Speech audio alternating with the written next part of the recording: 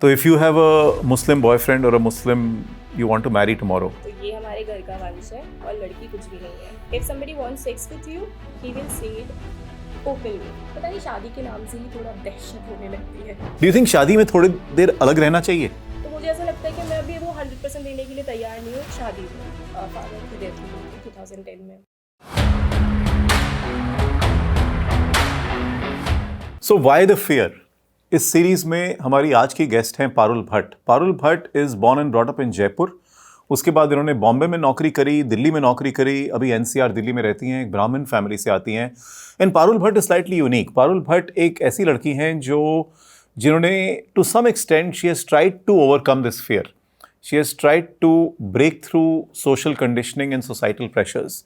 तो आज पारुल भट्ट से बात करके समझते हैं कि इनकी ज़िंदगी कैसी रही और क्या क्या इन्होंने फेस किया और क्या चैलेंजेस को ओवरकम किया और कैसे किया. They might be things that she is still struggling with and they might be things जो इन्होंने फियर्स ओवरकम कर लिए हैं जो सबके लिए एक लर्निंग हो सकती है. So Parul, hello. Thank you for coming and spending this time. तो आप जयपुर में पैदा हुई, जयपुर में बड़ी हुई, स्कूल कॉलेज वहीं से किया? हाँ, जयपुर से। और घर में कौन कौन था? मेरे घर पे मेरी मम्मी है, भैया है और भाभी है। अच्छा. और उनके बच्चे हैं। अच्छा. और फादर? फादर की डेथ हो गई थी 2010 में। Oh sorry. ओके. और 2010 तो काफ़ी साल पहले, आप काफ़ी यंग रही होंगी. हाँ, मेरी 12th के प्री बोर्ड एग्जाम से पहले। आई Okay. रिमेम्बर। ओके. क्या हुआ, कैसे? उनको कैंसर था। उनको ड्रिंक करने की बहुत आदत थी और वो ओह. कभी भी डॉक्टर के नहीं जाते थे, हमेशा नहीं जाना है। तो इसीलिए जो भी उनके कंडीशंस थी वो बहुत एंड मोमेंट पे पता चली। जब हमें पता चली तो वो लास्ट स्टेज था। उस टाइम पे मुझे तब भी ऐसा लगता था कि कहीं ना कहीं वो ठीक हो जाएंगे, क्योंकि मैं बहुत छोटी थी तो मुझे आइडिया नहीं था। मुझे ऐसा था कि ठीक हो जाएंगे, ठीक हो जाएंगे, because I was very close to my father. तो मुझे था कि ठीक हो जाएंगे, ठीक हो जाएंगे। और एक रात को मुझे पता है मैं सो रही थी एंड मेरी कज़न उठाने के लिए आई कि he is no more. Oh okay. हाँ, क्योंकि रात के 3 बजे It was sudden. It was sudden. Okay. Okay. Sorry about that. But not sudden for me, but not for my family, because they know. उनकी कंडीशन ऐसी हो गई थी कि डॉक्टर ने भी जवाब दे दिया था और वो घर पे ही थे। अच्छा. तो वो लोग, मम्मी और भैया को पता था कि 1-2 दिन की ही बची है उनकी ज़िंदगी। ओह. बट मेरे लिए नहीं था। मुझे ऐसा था कि ठीक हो जाएंगे, क्या है ये, ठीक हो होप थी. जाएंगे। और मुझे कैंसर का इतना पता भी नहीं था दैट सीवियर। तो उनकी वंस ही पास्ट अवे, तो आपका अपब्रिंगिंग, खर्चा सब किसने, मदर ने किया? मेरी मम्मी की पेंशन बनने लगी थी और भैया की भी जॉब लग गई थी। Actually Okay. भैया भी पढ़ना चाहते थे बट क्योंकि उनकी जॉब लग गई थी तो वो भी कभी अपनी स्टडीज़ कंप्लीट नहीं कर पाए। ओके. तो उनको पापा की जगह पे जॉब लग गई थी। Oh okay. बट ये था कि हाँ, उसके बाद से मेरा खर्चा जो था वो मैंने खुद ही उठाया है। अच्छा. मैंने छोटे मोटे जॉब्स करने शुरू कर दिए थे, फ्रीलांसिंग शुरू कर दी थी। क्योंकि मेरे को राइटिंग अच्छी लगती थी तो मैंने फ्रीलांसिंग शुरू कर दी थी खुद Okay. से ही। तो मेरा ये था कि मैं जितना हो सके अपना खुद से ही कर लूँ। अगर मैं अपनी फैमिली की नहीं भी हेल्प कर सकती तो मैं कम से कम उनके ऊपर प्रेशर ना बनूँ। तो मेरा ये था कि मुझे खुद से ही करना है जो भी करना है। वाओ. ओके. ओके. तो तभी से मैंने काम करना स्टार्ट कर दिया था एंड या तो ये हमारी कॉन्वर्सेशन है अबाउट सोशल प्रेशर, हमारे फियर, फैमिली स्ट्रक्चर. क्या चीज़ें हैं जो हम अपनी ज़िंदगी में उनको क्वेश्चन भी नहीं करते हैं, हम उनको इतना एक्सेप्ट कर लेते हैं, पर एक एट सम लेवल वो चीज़ें गलत हैं एंड एट सम लेवल वो चीज़ें हमारी लाइफ को, हमारे को अपनी ज़िंदगी पूरी तरह नहीं जीने देती. So in your upbringing, have you faced any such things? I mean, for example, आप और आपके brother, right? Two of you grew up together, I'm assuming, right? So, do you think family, parents, society, लड़के और लड़की को एक तरह से देखते हैं? नहीं, जिस जगह से मैं आती हूँ वहाँ पे तो ऐसा बिल्कुल भी नहीं होता है। Okay. There is always a comparison between girl and boy और हमेशा बॉय को ऊपर रखा जाता है। कहते हैं ना कि वो उस घर में बोलते हैं कि ये हमारे घर का वंश बढ़ाएगा। Okay. तो ये हमारे घर का वंश है और लड़की कुछ भी नहीं है। हाँ. लड़की इज जस्ट उसको शादी करके निकाल दो। अच्छा. अब मेरी, अगर मैं पर्टिकुलरली फैमिली की बात करूँ, मेरी फैमिली की, तो मम्मी और भैया उतने रिजिड नहीं हैं अपनी सोच को लेकर। बट जो सोसाइटल प्रेशर उनके ऊपर आता है तो वहाँ उनकी सोच दौड़ने लगती है कि अच्छा ये करना चाहिए, अच्छा ये नहीं करने देना चाहिए, यहाँ रोकना चाहिए, यहाँ रोकना नहीं चाहिए। तो वहाँ पे चीज़ें अलग होने लगती हैं। अब जैसे मेरे और मेरे भैया में 6 साल का गैप है, वैसे तो वो बड़े हैं मुझसे बहुत, बट उन्होंने भी मुझे कभी ऐसे प्रेशर नहीं डाला कि तुम्हें ये करना है या ये नहीं करना है। बट मुझे हमेशा से ही लगता था कि जैसे मम्मी जो भी चीज़ें करती हैं वो भैया की तरफ थोड़ी ज़्यादा इंक्लाइन होती है, मेरी तरफ थोड़ी कम होती है। जैसे फॉर एग्जाम्पल? एग्जाम्पल तो ऐसे मुझे नहीं पता है। Okay, छोटी छोटी चीज़ें थी, वो बहुत पुरानी बात हो गई तो मैं भी भूल गई, क्योंकि उस टाइम से मैं अपनी फैमिली से डिस्कनेक्ट होने लगी थी थोड़ा थोड़ा। ओके। हमारे घर पे लड़ाइयाँ भी बहुत होती थी, हम दोनों की भी नहीं बनती है, मम्मी की और मेरी भी नहीं बनती है, और मेरे भैया की भी और मेरी भी नहीं बनती Okay. है। तो हम लोग इतना लड़ने लग गए थे, तो मैं बहुत ज़्यादा डिस्कनेक्ट फील करने लगी थी अपनी फैमिली से। तो मुझे ये था कि जल्दी से जल्दी मैं निकल जाऊँ यहाँ से बाहर। Okay okay. तो इसी वजह से मैं इन सब में पढ़ना नहीं चाहती थी। ये सब चीज़ें बहुत ज़्यादा आप ही को, आपके ब्रेन को बहुत ज़्यादा बंद करके रख देती है। पर इसका एक ये भी पर्सपेक्टिव है कि अगर लड़के को सब कह रहे हैं कि वंश आगे बढ़ाएगा, ये इसको ज़्यादा फोकस दो, ज़्यादा प्रायोरिटी दो, तो लड़के के ऊपर ज़्यादा प्रेशर भी नहीं है? ऑफ कोर्स है। ओके। ऑफ कोर्स है, लड़कों के ऊपर है, प्रेशर है, मैं मानती हूँ। ओके। कि मैंने खुद ने ये फील किया, जैसे मैं बाहर निकल के रह रही हूँ, अपना काम कर रही हूँ, तो मुझे उतना प्रेशर नहीं है कि मुझे घर पे पैसे देने हैं या घर पे भी काम घर पे हेल्प करनी है किसी भी तरीके की। वो मैं मेरी लेवल पे कर रही हूँ, मुझे जितना करना है, मुझे घर पे प्रेशर देने हैं या पैसे देने हैं, या किसी भी लेवल पे अगर कुछ करवाना है घर पे तो मुझे हेल्प करनी है, वो मेरे ऊपर प्रेशर नहीं है। पर भैया के ऊपर आएगा।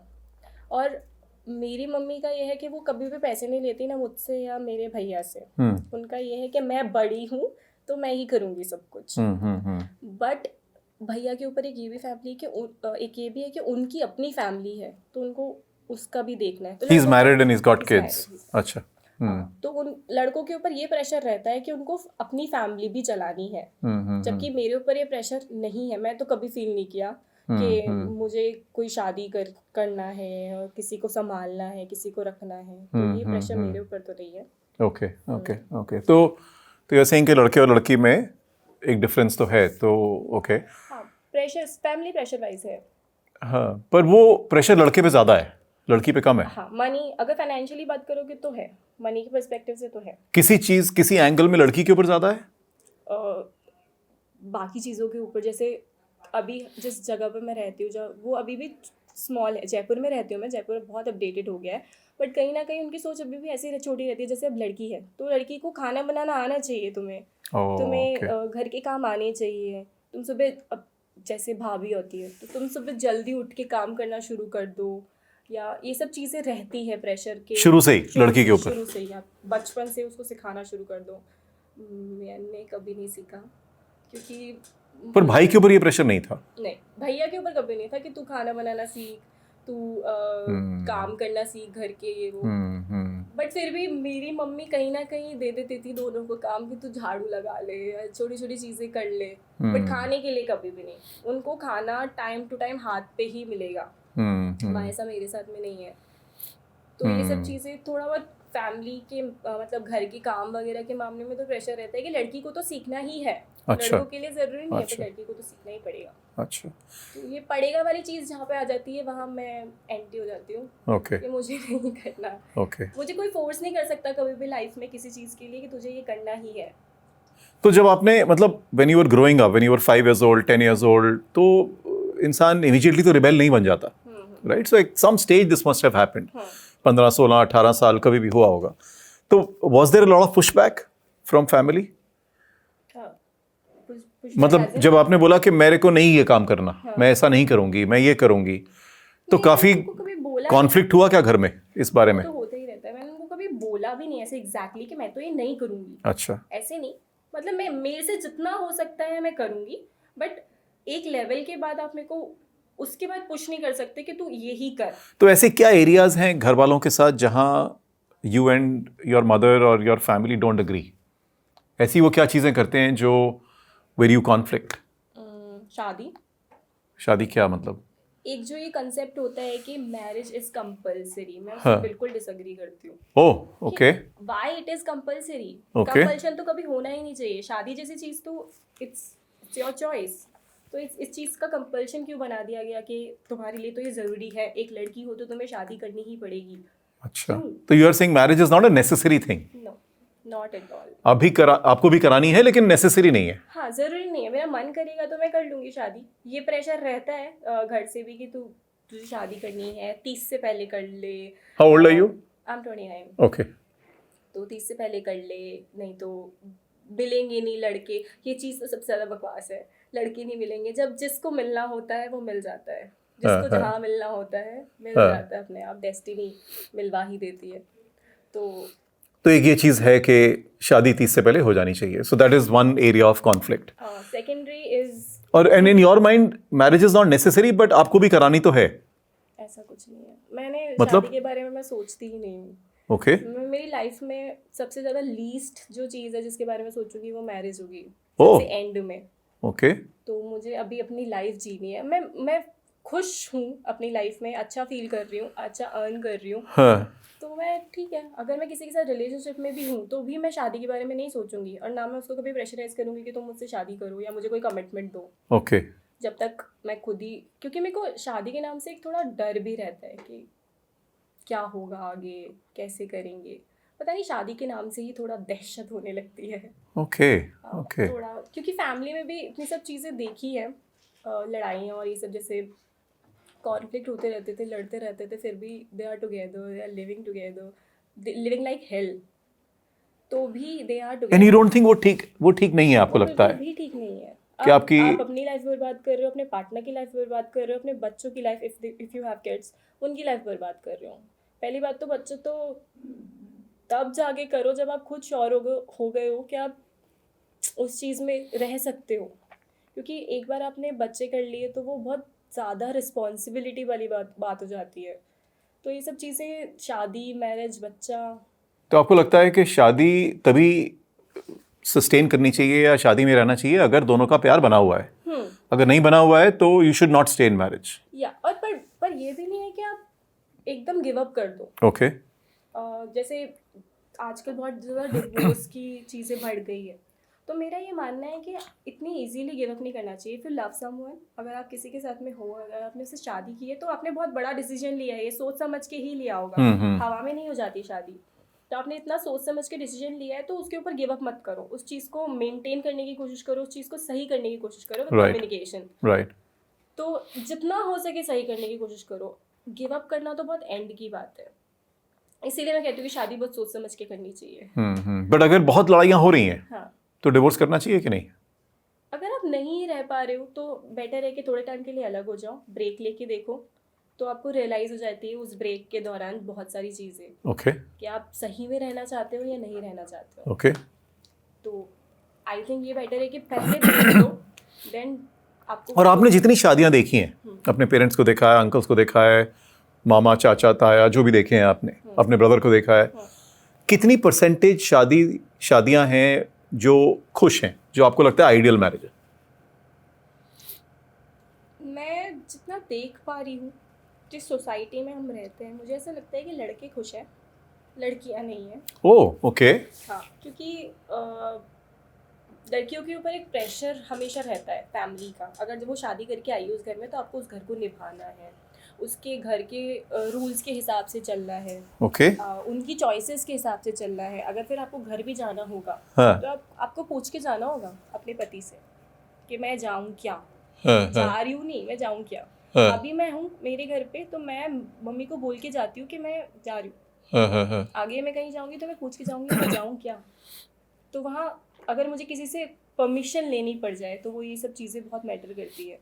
तो ये चीज़ें हैं छोटी छोटी सोसाइटी में जो रोकती है किसी भी लड़की को आगे कुछ भी खुले दिल से करने। तो आपको लगता है कि शादियों में अगर 100 शादियां हैं तो 100 में से ज्यादा शादियों में लड़के खुश हैं, लड़कियां नाखुश हैं? हाँ, क्योंकि लड़के जैसे रह रहे थे वो अभी भी रह रहे हैं, उनकी लाइफ में सिर्फ एक एडिशन हुआ है, उनकी लाइफ में कुछ चेंज नहीं हुआ है।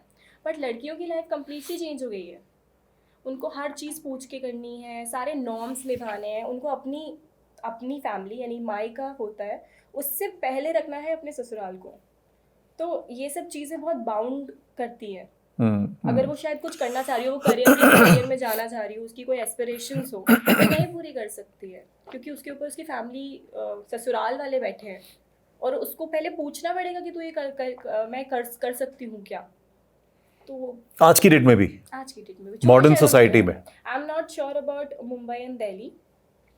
दिल्ली में भी बहुत कम, मतलब थोड़े थोड़े प्लेसेस पे अभी भी होता होगा, आई डोंट नो, बट छोटे शहरों में अभी भी ऐसा होता है कि लड़की जो है इतने ओपन अप नहीं हुए हैं कि लड़की अपनी लाइफ जी रही है। जैसे मैं गुड़गांव में जब आई थी नई नई, तो मैं एक शेयरिंग पीजी में रहती थी। वहाँ एक आंटी रहती थी, वो यहाँ रहती थी, उनके हस्बैंड गुवाहाटी रहते थे उनकी फैमिली के साथ में, और क्योंकि उनकी जॉब यहाँ थी तो वो दोनों अलग अलग रह रहे थे।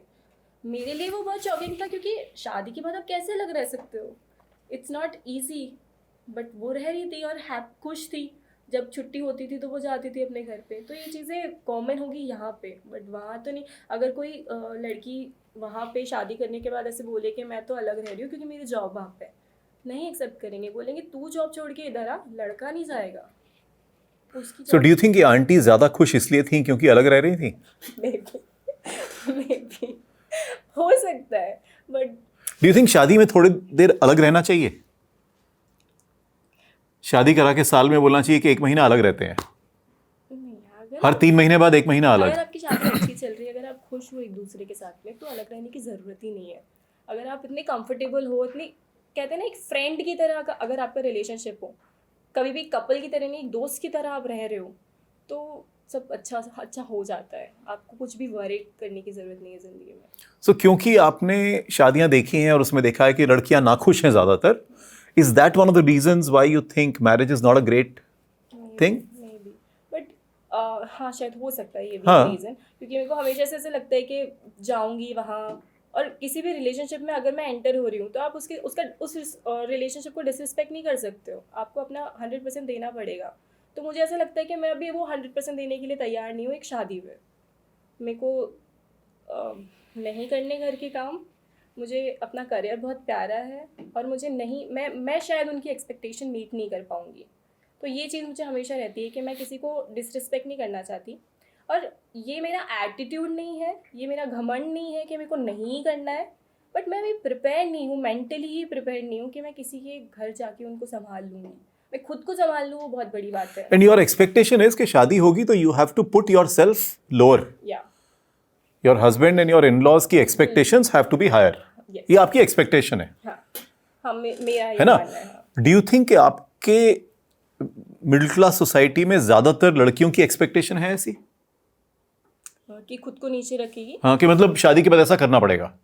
हाँ, क्योंकि उनको अपब्रिंगिंग ही इस तरीके से की जाती है कि do you think your mom went through such a life? मेरी मम्मी ने तो पूरी ज़िंदगी ऐसे बिताई है। उनको बचपन से ही सिखाया गया था कि, मतलब उनको तो पढ़ने भी नहीं दिया जाता था।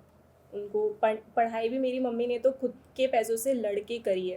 मेरी मम्मी की जब सगाई हो गई थी पापा के साथ, तब उन्होंने बोला था कि मैं शादी नहीं करूँगी, पहले मैं 2 साल खुद अपनी स्टडीज़ कंप्लीट करूँगी, तब मैं शादी करूँगी। तो ये चीज़ शायद मुझे मम्मी से मिली है, और थोड़ा बहुत मेरे को पापा से भी मिला है, क्योंकि पापा ने अपनी ज़िंदगी हमेशा खुल के जी है। उनको स्मोक करनी है, उन्होंने की है। उनको ड्रिंक करनी है, उन्होंने की है। किसी की सुनी नहीं। मेरे घर पे प्याज लहसुन भी अलाउड नहीं है। हम लोग इतने रिजिड हैं, मतलब इतने प्योर ब्राह्मण कहते हैं खुद को। कुछ भी अलाउ नहीं है। बट मेरे पापा ने प्याज भी खाया है, मेरे पापा ने चिकन भी खाया है, मेरे पापा सब करते थे। मेरे पापा के मुस्लिम दोस्त थे, उनके साथ बैठते थे, घूमते थे। जब शादियाँ होती थी तो उनके साथ खा के आते थे चिकन। बट अंडा भी बनाते थे घर पे। उनके पैंस अलग होते थे, मम्मी बर्तन अलग कर देती थी। तो मेरे पापा ने अपनी ज़िंदगी ऐसी ही जी है। तो मुझे शायद ये चीज़ें उनसे मिली है कि मुझे किसी की परवाह नहीं करनी लाइफ में, अपनी लाइफ जीनी है। क्योंकि लेटर ऑन मैं रिग्रेट नहीं करना चाहती लाइफ में कुछ भी, किसी भी चीज़ के लिए कि मैंने तुम्हारी वजह से नहीं किया। मैं जो भी करूँगी लाइफ में वो मेरे डिसीजंस होंगे, और मैं उसके साथ अग्री करूँगी फिर। तो घर में marriage as a concept is very important family के लिए, है ना? और जैसे अभी रिसेंटली मैंने विजिट किया था वहाँ पे, तो मेरे मम्मी और भैया कुछ नहीं बोले थे। तो मैं अपने एक रिलेटिव के घर पे गई थी, एंड वो मुझे समझाने लगे कि कर ले, अब मम्मी के क्या होगा, मम्मी देख कैसे रहती हैं, इतने दुख में रहती हैं। तो मुझे नहीं समझ में आया कि मेरे शादी कर लेने से मम्मी का दुख कैसे खत्म हो जाएगा। मम्मी को क्या फ़र्क पड़ेगा? आई डोंट नो कि ये उनके कुछ एक फिक्स लाइंस होती है जो हर बच्चे को सुनानी होती है, तो वो उन्होंने मुझे सुना दी कि तू कर ले, शादी कर ले, अब सोच 29 की हो रही है, लड़की 29 की हो रही है, इज अ बिग थिंग वहाँ पे। अच्छा। 22-23 में शादी हो जाती है वहाँ पे। हाँ। मेरे पास पहला रिश्ता 16 साल की उम्र से आया था, कह के कि कर दो रोका, 2 साल रुक जाएंगे What are तब you शादी saying? कर लेंगे। Exactly. So this is the thing. 16 साल की उम्र में पहला रिश्ता आया था, उन्होंने बोला था कि अभी रोका कर देते हैं, फिर 2 साल रुक के शादी कर देंगे जब 18 की हो जाएगी। तो क्या हुआ फिर?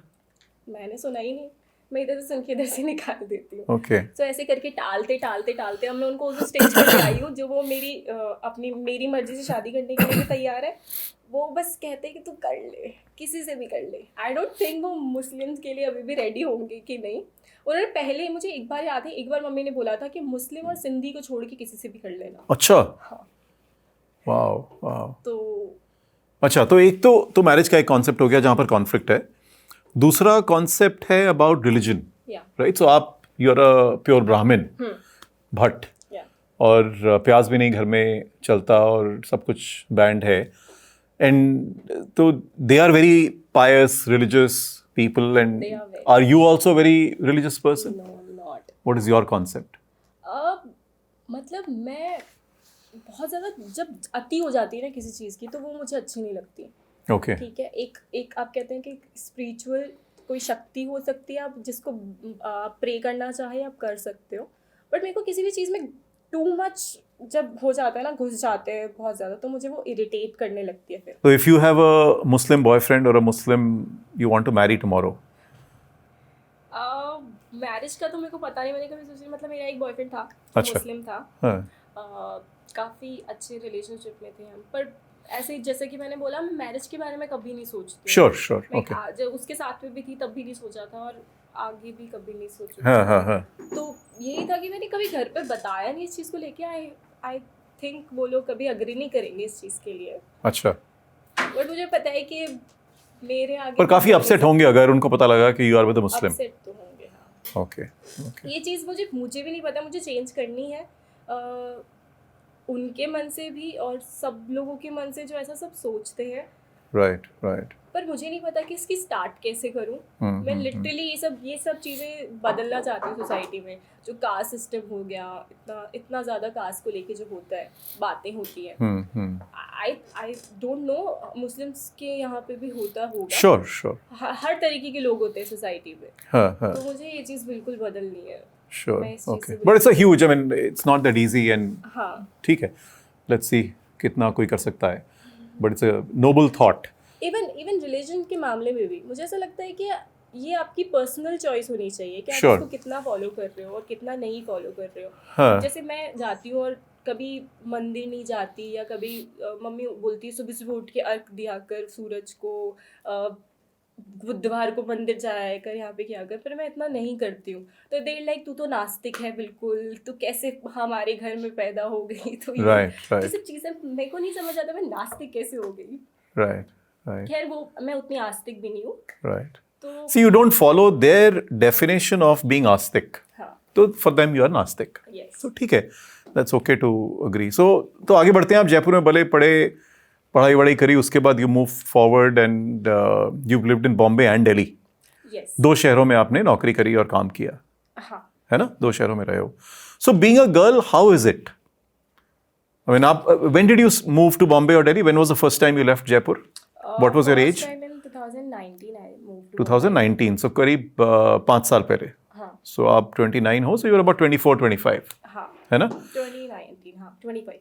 तो 24-25 साल की लड़की जब बॉम्बे या दिल्ली छोटे शहर से जाती है और अकेले रहती है, did you move to Bombay और दिल्ली फर्स्ट?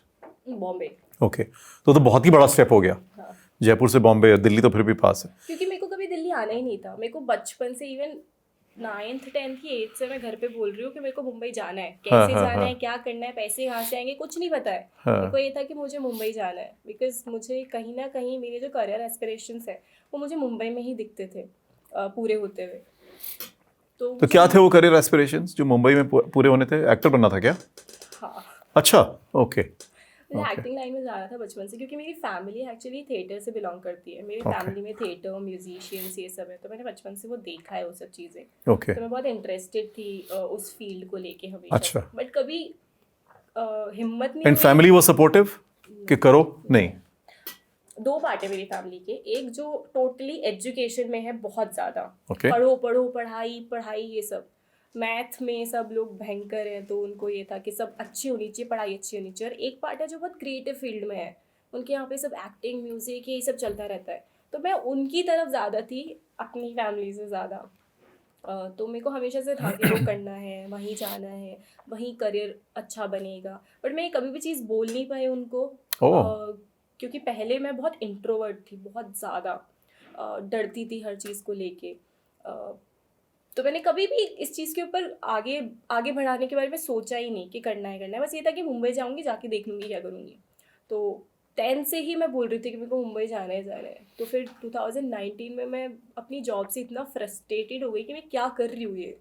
तो मैंने एक दिन जॉब से रिज़ाइन मारा और शाम को बुक कराई अपनी मुंबई की टिकट। मैं जा और ये जॉब जयपुर में थी? हाँ, job. So you were working in Jaipur और छोड़ के you left for Mumbai? Mumbai में जॉब नहीं थी? नहीं, मुंबई में कुछ भी नहीं था। मुंबई में मेरे पास घर भी नहीं था। मैं बस, और इवन मैंने जब बुक कराई थी ट्रेन की टिकट, तब मैंने अपने घर पे बताया भी नहीं था। वो मैंने मेरी सेविंग से कराई थी और मैंने घर पे भी नहीं बताया था कि ऐसा कुछ मैंने कर लिया है। 2-3 दिन के बाद हिम्मत करके मैंने उनको बताया कि ये प्लान है मेरा, मैं मुंबई जा रही हूँ। ये थॉट मजाक कर रही है, तो 10वीं से ही बोल रही है मुंबई जाएगी। तो उन्होंने भी सीरियस नहीं लिया उस चीज़ को। बट फिर उन्हें जब दिखा कि मैं पैकिंग वैकिंग करने लग गई, चीज़ें निकालने लग गई, तो उनको रियलाइज़ हो कि सच में जा रही है। तो उन्होंने बोला तू कर क्या रही है, ऐसे ही चल जाते हैं क्या, खूब ऐसे सुनाया करा। मैंने बोला हाँ, आई विल गो। तो फिर मैं ऐसे that is a bold step. हाँ, मे बी। तो मैं ऐसे अपने, और उस टाइम पे मैंने ये भी नहीं सोचा कि कितने बैग्स लेके जाऊंगी। मैंने जब पैकिंग शुरू की तो मेरे पास 6 बैग थे। अच्छा। 6 बैग लेके मैं अकेली ट्रेन में चढ़ गई हूँ। 6 बैग लेके?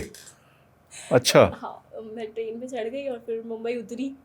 सोचा कि अब देखते हैं क्या करेंगे, यहाँ पे उतरने के बाद घर वर ढूंढ लेंगे कुछ। तो एक लड़का मिला। तो जयपुर से मुंबई ट्रेन में चढ़ गई 6 बैग लेके, वहाँ घर नहीं है, नौकरी नहीं है। कितनी देर की जर्नी है ट्रेन की? 15 घंटे। ओके। डर नहीं लगा या लगा थोड़ा सा? नहीं, उस टाइम पे अचानक से हिम्मत आ गई थी कि कर लूंगी। तो मुंबई पहुंच गए? हाँ। ओके। फिर मुंबई में जाके एक रेडियो स्टेशन था, वो ज्वाइन किया। इवन घर नहीं, पर जाती स्टेशन पे तो रेडियो स्टेशन नहीं मिला होगा ना? मतलब कैसे, कहाँ रहे, मतलब क्या हुआ? ये तो बड़ा। हाँ, मैंने सोचा था कि 1-2 दिन, इतना पैसा था, मतलब कोई फ्रेंड था मुंबई में? नहीं, कुछ नहीं था। मेरे पास इतनी सेविंग थी, मुझे लगा कि 1-2 दिन होटल में रुक जाऊंगी और घर वर ढूंढ लूंगी, फिर शिफ्ट कर जाऊंगी। अच्छा। तो सेविंग्स के बेसिस पे अपनी हिम्मत करके मैं चली गई थी वहाँ पे। फिर एक लड़का मिला, उससे मैंने बोला कि ऐसा ऐसा सीन है, मेरे सामान ऊपर तक। लड़का कहाँ मिल गया वहाँ? मतलब स्टेशन पे ही वो सोता सोता लेट आ रहा था। तो मैंने उसको बोला कि अच्छा, सेम ट्रेन में था? सेम ट्रेन में था। हाँ। तो मैंने उसको बोला कि प्लीज़ सामान ऊपर तक पहुँचा दो। तो जब हम ऊपर जा रहे थे तब हमारी बातचीत हुई थोड़ा। उसने बताया कि वो भी एक्चुअली राजस्थान से था, कोटा से। तो मैंने उसको बताया कि ऐसे हूँ, मैं आ गई हूँ ऐसे ही। तो उसने बोला कि अरे चलो ठीक है, मैं हेल्प कर दूंगा, मेरे साथ फ्लैट पे चलो। मैं हेल्प कर दूंगा घर ढूंढने में, मतलब मेरी स्कूटी लेके हम लोग बात। तो बिल्कुल ही, मतलब वो क्या थी मूवी, करीना कपूर और शाहिद कपूर की, जब वी मेट। हाँ, जब वी मेट टाइप लग रही है स्टोरी। ओके। हाँ, तो उसने मेरे को यही बोला कि मेरे फ्लैट पे चल लो, अभी हम कैब शेयर करके फ्लैट पे चल लेते हैं, वहाँ पे सामान रख लेना, फ्रेशन अप हो जाना, हम लोग ढूंढ लेंगे घर। हाँ। तो डर तो लगा उस टाइम पे एकदम से कि नया शहर है, एकदम अकेले वो फ्लैट पे जाने के लिए बोल रहा है। तो पता नहीं क्या हुआ, I said yes to him. अच्छा। मैं चली गई उसके बट साथ। ये रिस्की मूव थी ये? एग्जैक्टली, बहुत ज़्यादा रिस्की मूव थी यार। एक्चुअली उस टाइम पे मेरा बॉयफ्रेंड भी था। अच्छा। जब मैं उसके फ्लैट पे चली गई तो मैंने उसको बताया कि मैंने ऐसा कर दिया है। उसने मेरे को बहुत चिल्लाया, तू पागल हो गई है क्या, निकल वहाँ से अब जल्दी। मैंने बोला ठीक है निकल रही हूँ। मैंने उसको बोला, पर मैं निकली नहीं वहाँ से। मैं एक्चुअली उसकी फ्लैट पे चली गई और फिर उसने मुझे सच में हेल्प की। He was so sweet. उसने मुझे हेल्प की, पूरा घुमा के हम लोगों ने फ्लैट वेट ढूंढा। फिर फाइनली हमको एक फ्लैट मिल गया and then I shifted that day only. अच्छा, सेम डे? Same day.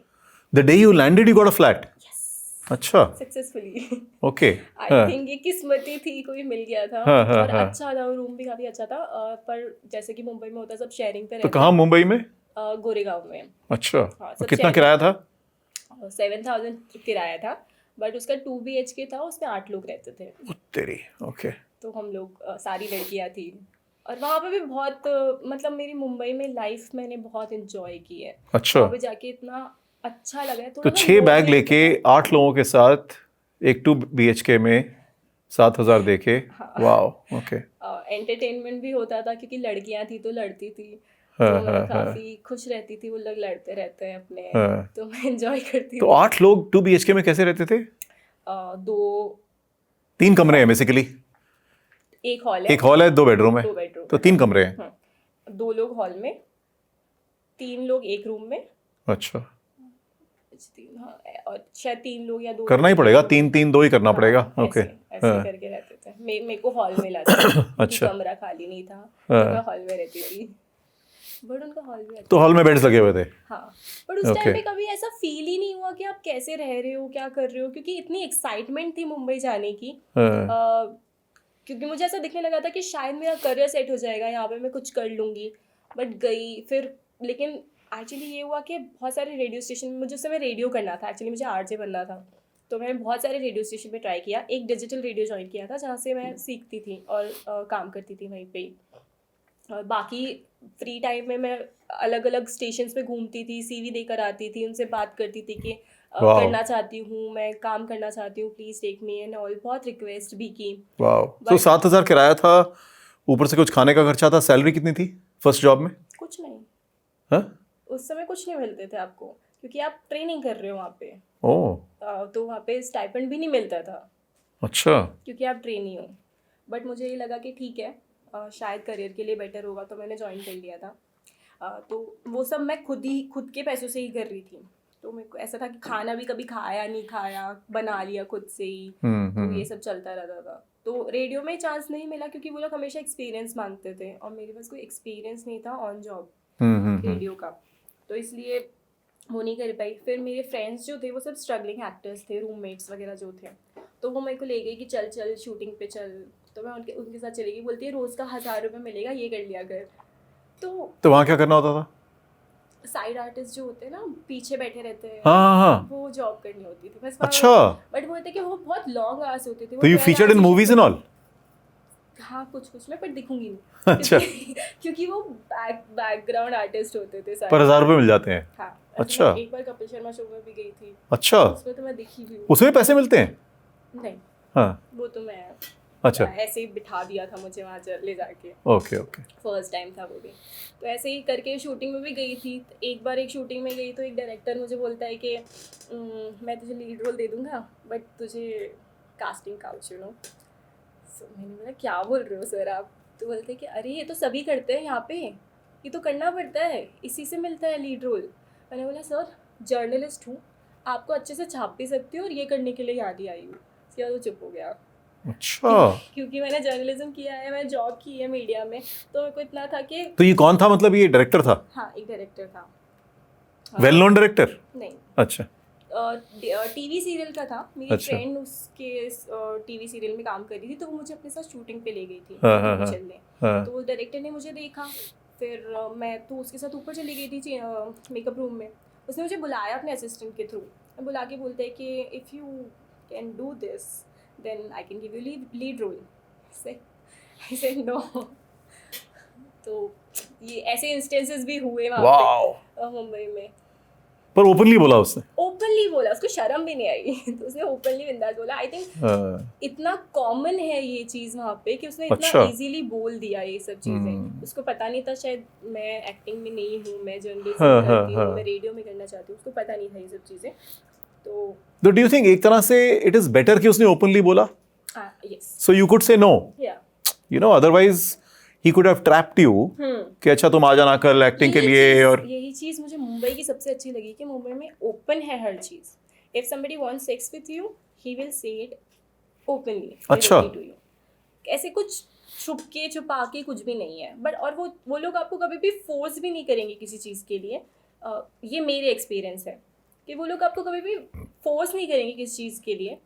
अगर आप ओके हो तो आप ओके कर दो, अगर आप नहीं हो तो आप ना कर दो, देन वो लोग आपके पीछे नहीं आएंगे। तो ये चीज़ बहुत ओपन है मुंबई में और बहुत अच्छी भी है ये चीज़। आई थिंक ये सब जगह होनी चाहिए। तो वहाँ आपका एक्टिंग करियर खत्म हो गया? वहाँ ब्रेक लग गया Okay. completely। और मैंने फिर बाद में भी उसने बोला कि ट्राई कर लिया। अब जैसे महीने उसको एक दिन के 1,000 रुपये मिल रहे हैं, तो महीने के 30,000 हो गए, और उस टाइम पे मैं 10-12 हज़ार रुपये कमा रही हूँ, तो मेरे लिए तो बहुत बड़ी चीज़ है राइट कि 30,000 रुपये महीने के मिल जाएंगे। राइट बट ये चीज़ मुझे नहीं करनी थी, क्योंकि मुझे पता था कि एक बार बैकग्राउंड आर्टिस्ट में घुस गए तो फिर आप कभी मेन लीड पे नहीं पहुंच पाओगे वहाँ पे। राइट और बहुत ज़्यादा पैसा भी लगाना पड़ेगा, तो मुझे पता था कि पैसे लग रहे बहुत ज़्यादा। तो कुछ टाइम तक मैंने किया वहाँ पे काम, फिर मैं वापस आ गई, क्योंकि तो बहुत सारी लड़कियां होती होंगी या लड़के भी शायद होते होंगे जो वो बैकग्राउंड वाले रोल करते रहते होंगे थ्रू आउट देयर लाइफ। वो जो मेरे साथ लड़की थी वो अभी भी कर रही है, वो मेरे टच में है, बट वो अभी भी यही कर रही है। और वो कभी भी मैंने उसको कभी भी किसी लीड रोल में या कहीं आते हुए नहीं देखा, या इवन किसी अच्छे सीरियल में भी नहीं देखा। तो आई थिंक अब उसने इसी को अपनी लाइफ बना लिया है कि हाँ ठीक है, मेरे पास पैसे आ रहे हैं, मैं अर्न कर रही हूँ, अपनी लाइफ जी रही हूँ। तो कुछ लोग इस चक्कर में भी रह जाते हैं। Mumbai is very difficult to please. तो मतलब आपको और कई ऐसे भी होते होंगे जो ऐसे डायरेक्टर्स, अगर उसने आपसे ये चीज पूछी तो कई लोग यस भी बोलते होंगे, कई लोग बोलते हैं और इतने लोग यस बोलते होंगे हमको रोल मिल जाएगा, लीड रोल मिलेगा, पर वो लीड कितनों को बना देगा। कितने देखो ना। एक्चुअली वो डायरेक्टर फिर भाग गया, उनका सीरियल ही बंद हो गया था। तो ऐसे कितने ही होंगे वहाँ पे डायरेक्टर्स जो कि मतलब फेक भी होंगे या नहीं भी चल रहे होंगे। बहुत बहुत बड़ी इंडस्ट्री और बहुत अंदर बहुत सारी चीज़ें हैं। हम लोग तो कभी घुसे ही नहीं, तो हमको उतना पता भी So नहीं। while I want a lot of girls to learn from you that you are bold, and आपने ये decisions लिए और बॉम्बे में रहे, दिल्ली में रहे, और you did not get scared, और मतलब सोसाइटी के प्रेशर्स के अंदर दब के आपने अपनी जिंदगी को दबाया नहीं। लेकिन ये लर्निंग भी है, पीपल शुड नो कि अगर आप बॉम्बे जा रहे हो तो हर किसी को शाहिद कपूर नहीं मिलेगा जो उनको हेल्प कर देगा, या जो भी आपको मिला, who was thank that boy, जो भी वो था, who was genuinely sincere and helped you. But I think कई ऐसे भी होंगे जो जेन्युइन नहीं होंगे, right? So people have to be aware of that. और जो एक्टिंग के गोल से जाते हैं तो उनको ऐसे इश्यूज भी सामने आएंगे, राइट? उनके साथ तो बहुत कुछ होता है। मतलब जो एक्टिंग करने के लिए जाते हैं तब उनको तो कई तरीके के फोटोशूट्स करने के लिए बोला जाता है, किसी तरीके कोई कंफर्टेबल हो या ना हो, बहुत सारी चीज़ें होती है। Of course this is a learning, of course, कि आपको इस तरीके से किसी पर भरोसा नहीं करना चाहिए। हो सकता है मैं लकी रही हूँ, आप नहीं रहो। तो बट ये था कि मेरे अंदर कभी भी ना लाइफ में डर नहीं रहा। एक तो जो चीज़ जेंडर वाली होती है ना, जेंडर वाली जो लाइन होती है, वो पता नहीं हट चुकी है मेरे दिमाग से कि लड़का लड़की वाली लाइन। तो मेरे लिए सब एक है, एक जैसे हैं। तो वो लड़का है तो वो भी मेरा उतना अच्छा दोस्त है, और जो लड़की है वो भी मेरी उतनी अच्छी दोस्त है। तो वो मेरे को कभी जेंडर डिफरेंस वाली फील ही नहीं आई। मैं अगर किसी लड़के के साथ में भी बैठी हूँ तो मुझे ऐसा फील नहीं हो रहा कि मैं किसी दूसरे ऑपोजिट जेंडर के साथ बैठी हूँ। तो इसलिए शायद मैं इतनी कंफर्टेबल हो गई और चली गई। और शायद कहीं ना कहीं वो एक लड़कियों की इंस्टिंक्ट भी होती है, वो फील हो जाता है कि कहाँ गलत हो रहा है या कहाँ नहीं हो रहा है। तो मुझे वो फील भी हो गया था कि शायद ये गलत नहीं है, शायद ये जेन्युइनली हेल्प करना चाह रहा है, क्योंकि राजस्थान से था मे बी। तो वो लड़का शाहिद कपूर, हाँ शाहिद कपूर, हाँ तो मुझे वो फील भी हो गया था कि शायद कहीं ना कहीं गलत तो कुछ नहीं है, कोई हेल्प कर रहा है तो ले लो। हाँ, बट वो फिर भी रिस्की है, क्योंकि कईयों को लगेगा कि शाहिद कपूर है, पर वो निकलेगा कोई विलेन निकल आएगा। हाँ, तो बहुत कुछ ऐसा तो one has to be careful about that. So you lived in Bombay, you lived in Delhi. Any comparison between the two cities for a 25-year-old, 27-year-old girl? अगर मैं इसे बोलूँ तो मैं बहुत कंफर्टेबल अगर फील कर रही हूँ तो वो गुड़गांव में कर रही हूँ। अच्छा। मुंबई से ज़्यादा। ओके। पर मेरे को लाइफ मुंबई ही अच्छी लगती थी, क्योंकि यहाँ कुछ है नहीं। मतलब Gurgaon is a useless place. मतलब कुछ भी नहीं है यहाँ। एक गार्डन नहीं मिलता आपको जहाँ आप शांति से बैठ सको। ओके। मेरी लाइफ ऐसे है कि मुझे पार्टीज का शौक नहीं है, घूमने फिरने का शौक है बहुत ज़्यादा। पार्टीज वगैरह में, क्लब्स वगैरह में जाने का शौक नहीं है। और यहाँ सिर्फ वही है, अब दारू पी के सो जाओ, इतने तो ठेके हैं और ये सब चीज़ें हैं, नाइट लाइफ, पार्टी, यही सब चलता रहता है। मेरे को ऐसा चाहिए कि सुकून से बैठूं कहीं पे और शांति से बैठ के, अकेली भी बैठी हूँ या किसी के साथ भी बैठी हूँ, तो दो बातें हो जाए बैठ के। तो ऐसी जगह मुझे यहाँ नहीं मिलती। मुंबई में मैं जाती थी, बीचेस में बैठ जाती थी, अकेले चल जाती थी। एक दिन मन हुआ, अरमान मलिक, यू नो, नहीं, he is a singer. Okay okay. एक दिन मन हुआ, ऐसे मुँह उठा के उसके घर चली गई। उसके घर चली गई? हाँ, मैंने जाके ऑटो बुक की, मैंने बोला गूगल पे उसका एड्रेस मिल गया था मुझे लकीली। हाँ, तो मैं घर पे चली गई और गार्ड को जाके बोला मुझे हरमान मलिक से मिलना है। बोला ऐसे थोड़ी मिलाते हैं। हाँ, तो बोला मुझे तो मिलना है। फिर बहुत रिक्वेस्ट की, बहुत देर तक खड़ी रही। फिर उसकी मम्मी को उसने फाइनली कॉल लगाया हाँ, और बोला कैसे ऐसे एक लड़की जयपुर से आई है, रिक्वेस्ट कर रही है। मैंने बात की, कहा प्लीज़ मैम मिलवा दो। I was a fan of him that हाँ, टाइम। हाँ, तो मैंने कहा प्लीज़ मिलवा दो मिलवा दो। नहीं बेटा ऐसे नहीं होता है, मान अभी है नहीं घर पे, ये वो खूब उन्होंने बहाने बनाए। मैंने बोला नहीं माँ मैं मिल के ही जाऊँगी, मैं बैठी हूँ यहाँ पे। And then finally he came down. अच्छा, वो आ गया नीचे मुझसे मिलने के लिए, उसने ऑटोग्राफ लिया, पिक्चर ली मेरे साथ। वाओ, तो ऐसी सब चीज़ें करती रहती हूँ मैं। हाँ, हाँ, हाँ, तो मुंबई में लाइफ कंफर्टेबल, मतलब लाइफ अच्छी थी। हाँ, यहाँ पे कंफर्टेबल है। यहाँ पे मतलब डर वाली चीज़ थोड़ा सा रहता है कि अब रात को निकलना या वो सब चीज़ें। मुंबई में ये चीज़ नहीं थी। मुंबई सेफर? मुंबई मच से वो अच्छा, हम लोग 2-2 बजे भी पिक्चर देखने गए हैं वहाँ पे रात को।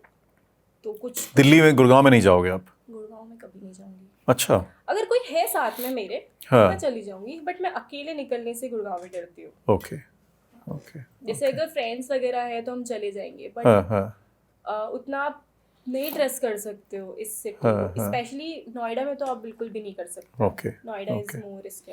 अच्छा, let's come to your relationship side. तो आपने बोला कि आपने शादी तो अभी डिसाइड किया, अभी नहीं करनी है, right? But what about relationship? Have you been in relationships? Do you boyfriends, girlfriends, whatever? Yes in मतलब मेरे को ऐसा लगता है कि 29 साल की उम्र में मैंने बहुत कम रिलेशनशिप्स Okay. रखे हैं। 2-3 ही थे मेरे जो जेन्युइन थे और जिनके साथ मैं फुल्ली इन्वॉल्व थी। ओके, तो बहुत ज़्यादा तो नहीं रहे, हाँ 2-3 थे। पर लड़के बहुत सारे आए लाइफ पे जो कभी जिनके साथ कमिटमेंट नहीं हुआ। मतलब वो ऐसा फील हो जाता है ना कि हाँ कुछ चल रहा है। तो जेन्युइन की डेफिनेशन क्या होती है?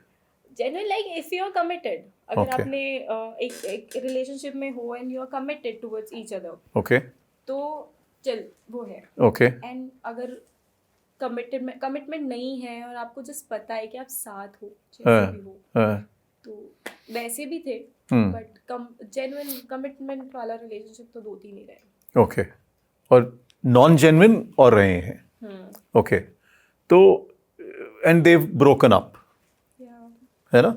तो ब्रेकअप से कोपिंग, नया relationship, is that very painful और यू आर वेरी कंफर्टेबल?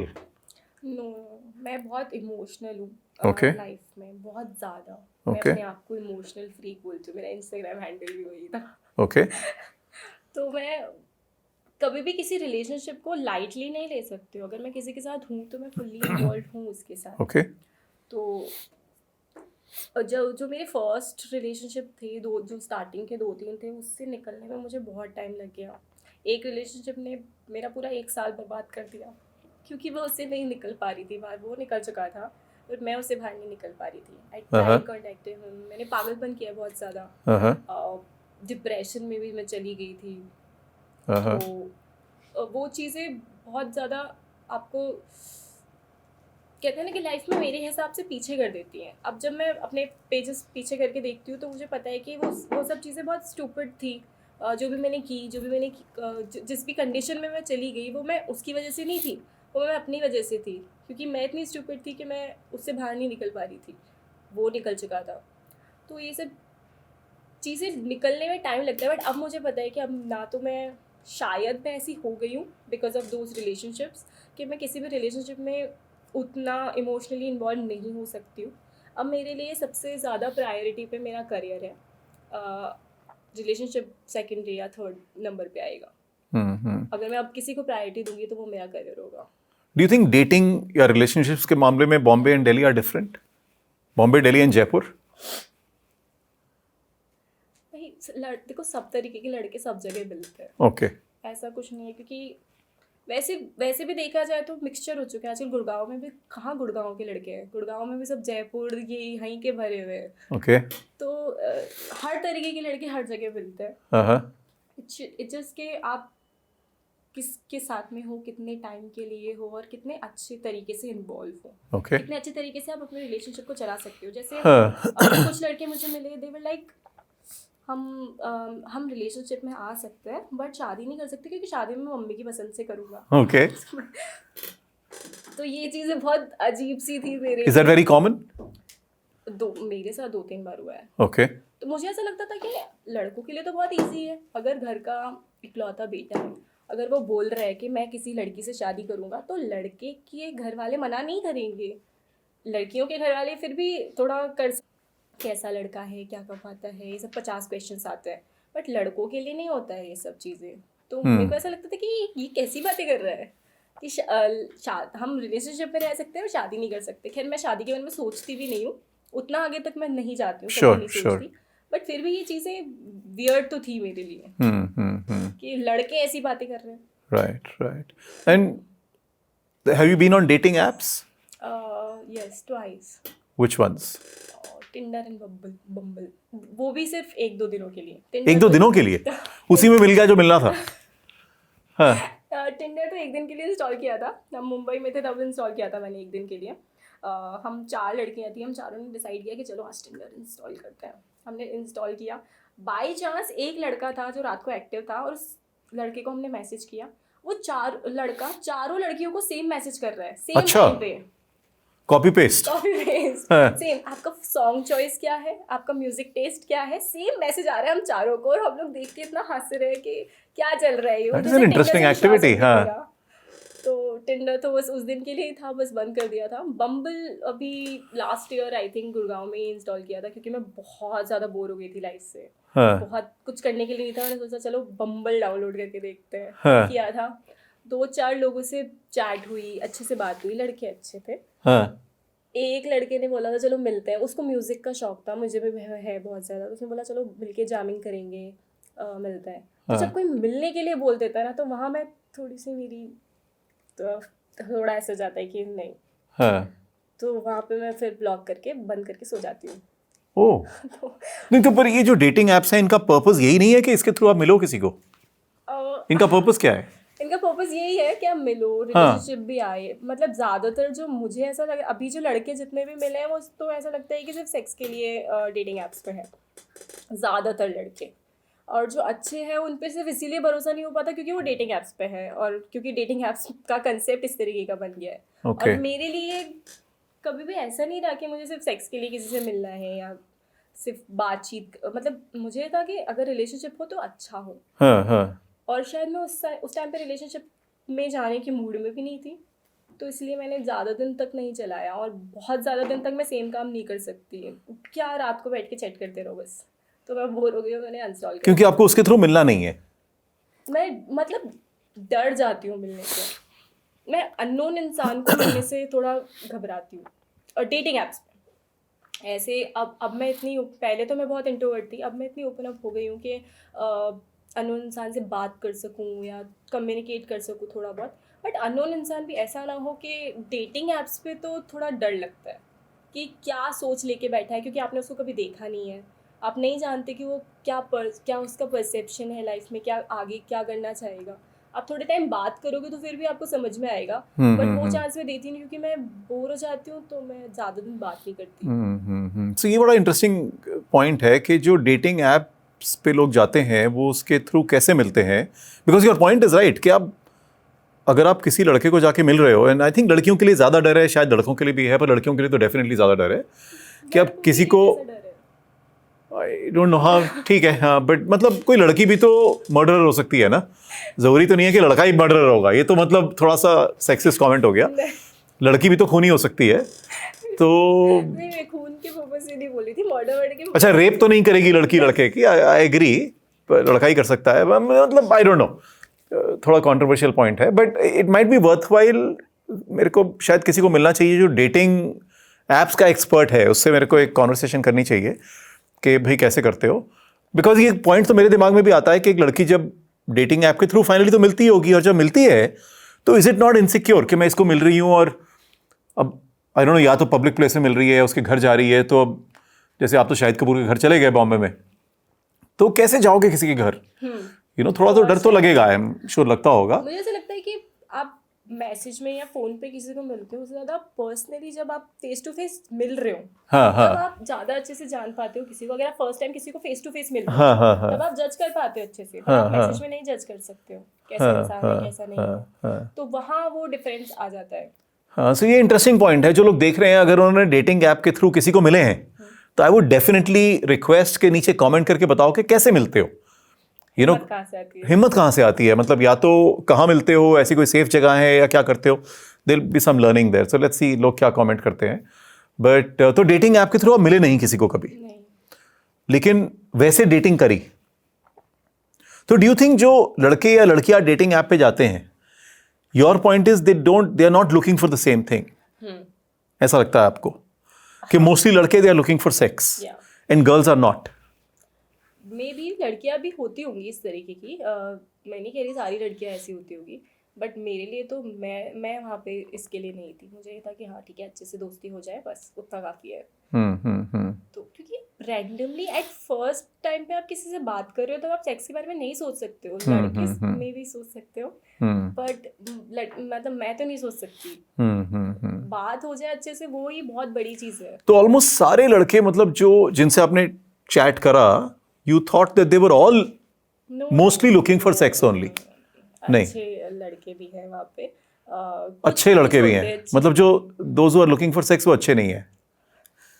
नहीं, क्या होता है उसमें डिफरेंस ये होता है कि जो लड़का जिस तरीके से बात कर रहा है ना आपसे, कम्युनिकेशन का तरीका बता देता है कि उसकी सोच कहाँ जा रही है। तो एक फर्स्ट गो में ही कोई अजीब सी बात कर दी उसने किसी तरीके। अच्छा, तो बहुत ही चीप टाइप बातें करते हैं कुछ। हाँ, तो वो चीज़ें आपको पता चल जाती है कि ये आपके टाइप का नहीं है, मेरे किसी के टाइप का होगा, मेरी टाइप का नहीं है। और कुछ लोग अच्छे से स्टार्ट करते हैं, genuinely they were like trying to know you better.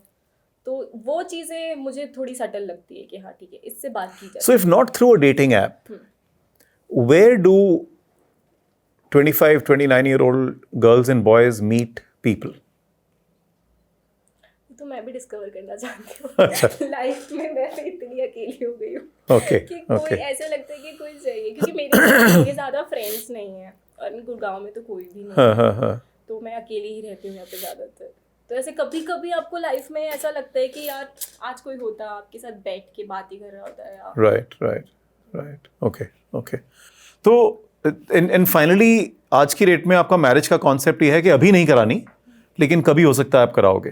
देखा जाएगा, अगर मुझे सही लगा तो it's interesting. I mean I think आपकी कॉन्वर्सेशन से मेरे को ये लग रहा है कि जो social norms, family norms, social pressures लोगों के ऊपर होते हैं, आपके ऊपर भी थे, गर्ल्स के ऊपर शायद थोड़े ज़्यादा हैं, या अलग तरह के हैं। लड़कों के ऊपर भी हैं, लड़कियों के ऊपर भी हैं, लड़कियों के ऊपर थोड़े अलग तरह के हैं।